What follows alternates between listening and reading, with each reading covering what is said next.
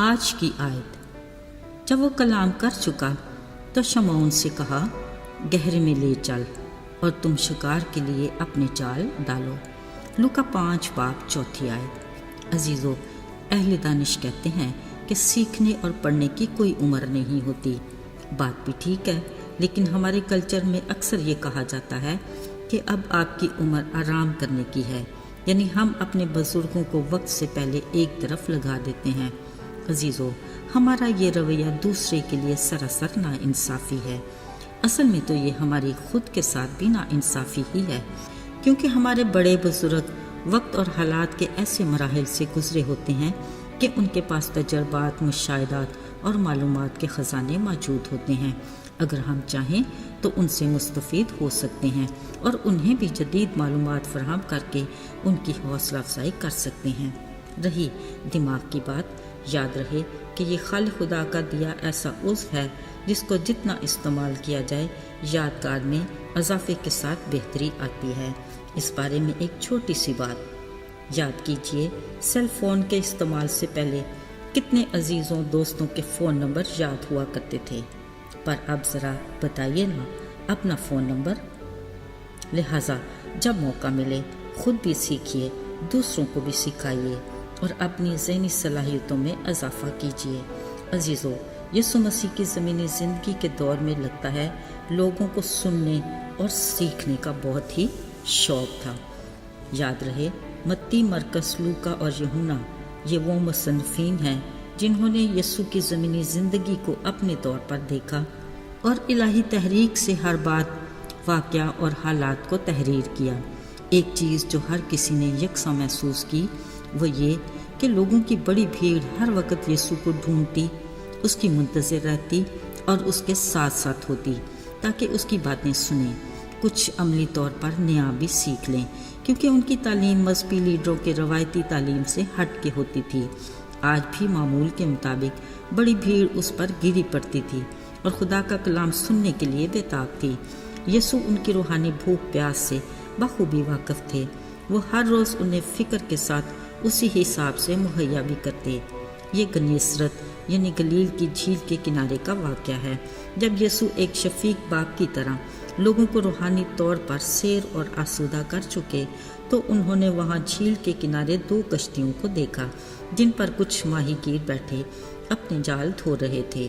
یقیناً انہوں نے بھی ان باتوں کو ضرور سنا ہوگا جو یسوع کچھ دیر پہلے لوگوں سے کر رہے تھے۔ یسوع کو اندازہ تھا کہ یہ لوگ محنت کش ماہی گیر ہیں اور آج کے کاروبار کے لیے کچھ فکر مند بھی ہیں۔ وہ ایک کشتی پر بیٹھ کے اور کچھ پوچھے بنا کہا، گہرے میں لے چلو اور اپنے جال ڈالو۔ غالباً یہ کشتی شمعون کی تھی، کیونکہ اسی نے یسوع کو جواب دیا کہ آئے استاد، ہم نے رات بھر محنت کی مگر کچھ ہاتھ نہ آیا۔ شمعون یہ بھی سوچ رہا ہوگا کہ ہم ماہی گیر ہیں، ہمیں اپنے کام کے بارے میں تجربہ ہے، یسوع استاد کو اس کے بارے میں کیا پتا۔ مگر جب اس نے یسوع کو دیکھا اور ان کی بات سنی، یقیناً کچھ تو ایسی کشش تھی کہ فوراً بولا، ہاں تیرے کہنے سے جال ڈالتا ہوں۔ عزیزو، کلام میں لکھا ہے کہ وہ مچھلیوں کا بڑا غور گھیر لائے کہ ان کے جال پھٹنے لگے۔ انہوں نے دوسری کشتی کے ساتھیوں کو مدد کے لیے بلایا۔ وہ اتنی زیادہ مچھلیاں تھیں کہ دونوں کشتیاں بھر گئیں کہ ڈوبنے لگیں۔ سب حیرانی سے ایک دوسرے کو دیکھنے لگے، مگر شمعون اسی پل یسوع کے قدموں پر گرا اور کہا، آئے خداوند، میرے پاس سے چلا جا، کیونکہ میں گناہگار آدمی ہوں۔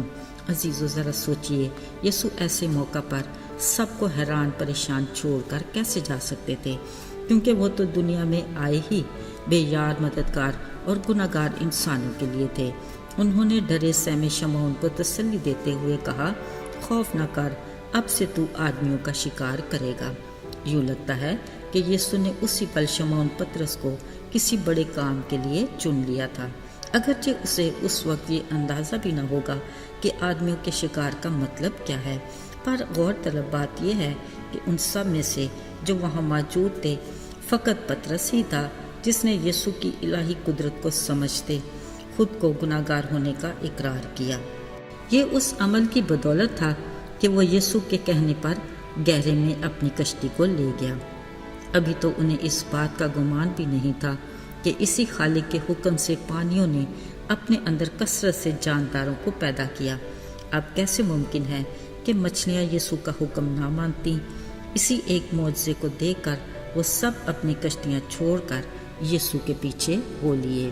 عزیزو، ہماری زندگی میں ایسے بہت سے معجزات ہوتے ہیں، مثلاً ہر صبح ہماری سانسوں کا برقرار رہنا، آنکھ کا کھلنا، رات کا اندھیرا صبح کی روشنی میں تبدیل ہونا، سورج نکلنا اور پھر دن بھر ضرورت کی ہر شے کا میسر ہونا۔ دراصل یہ اس قادر مطلق خدا کے معجزات ہی ہیں جن کو ہم اپنی روزمرہ کے معمولات سمجھ کر درگزر کر دیتے ہیں۔ ہمیں بھی پطرس کی طرح اس کی الہی ذات کی عظمت، قدرت اور اس کے رحم اور فضل اور اس کی لازوال محبت کو سمجھنے کے لیے گہرے میں جانے کی ضرورت ہے۔ اس کے لیے ہمارے پاس اس کا کلام موجود ہے جس میں اس کی حکمت کے سب خزانے پوشیدہ ہیں۔ ہمیں اس خزانے کو تلاش کرنا ہے تاکہ ہم اس کی پہچان اور عرفان میں آگے بڑھتے جائیں۔ خداوند ایسا ہی کرے۔ آئیے دعا کریں۔ اے آسمانی باپ، تو جو محبت کا پیکر ہے، ہم تیرے رحم اور بڑے فضل کے نہایت شکر گزار ہیں۔ وہ کون سا ایسا معبود ہے جو شفیق باپ کی طرح اپنے پیروکاروں کا خیال رکھتا ہو؟ تو نہ صرف ہماری جسمانی بلکہ روحانی بھوک پیاس سے بھی بخوبی واقف ہے۔ اپنی دی ہوئی نعمتوں برکتوں کے لیے ہماری شکر گزاری کو قبول کر۔ یسوع کے مبارک اور بابرکت نام میں ہم مانگتے ہیں، آمین۔